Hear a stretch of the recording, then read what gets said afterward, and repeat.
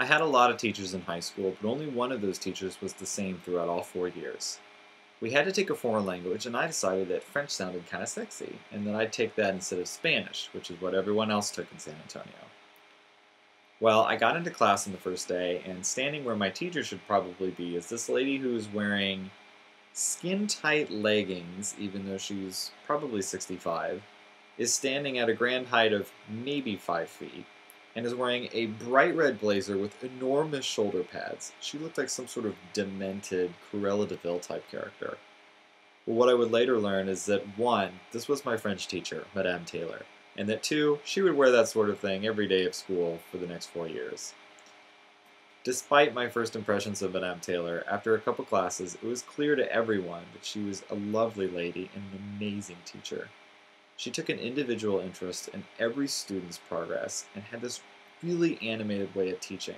For instance, if she wanted to compare and contrast two French phrases, she'd write one on the left side of the board and one on the right. She'd stand spread eagle in front of the class, pointing arms outstretched at both phrases. She looked like a giant starfish, and she'd go, "Allo class, comme ci, comme ça, comme ci, comme ça." And she just entertained everybody while giving us great lessons in French. If she'd be telling us how to pronounce something, she might go like out of nowhere and make a funny noise, and we'd all laugh because we were high schoolers and quite easily entertained. And it got to the point where we all could count on the fact that we would be able to walk into that classroom and have Madame Taylor just give us a wonderful time and teach us and just make our days better. She brightened up everybody's life. She delivered on this every single day. But I remember one day, I got into class and she was jumping around, and I felt like something was off and that maybe something was wrong. It was just a slight difference in the way she was acting.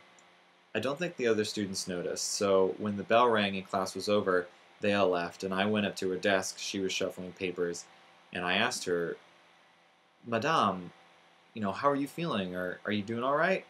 And she looked at me with this look of total devastation, and she went, "Oh, André." She called me André instead of Andy because she gave everyone French names. She said, "Oh, André, to be honest with you, I'm not feeling well at all." And I said, "What's the matter? Are you okay? Is everything all right? Do you want to talk to me?" And she said, "Everything's not all right. I found out today that my brother died."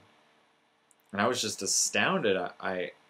I said, "Oh my gosh, I'm so sorry. That's horrible. Are you going to need to take time off? Are you going to be okay?" And she said, "No, André. I'm going to stay here with my students. My place is here at the school, teaching, doing what I need to do." And she was right. We talked a little more, and the next day at class and all the days after that, she was there, being happy, being supportive, and teaching us. And it just blew me away that she had that much strength. Madame Taylor was a stronghold in my life, and she was for all the students whom she taught. She did her best every single day, and she brightened up everybody's lives. And I just think that's something worth celebrating, because she taught me that even if you feel like things are crashing down around you, other people count on you, and if you remain steadfast and continue to light up the world, then people will respect you and love you. So, thank you, Madame.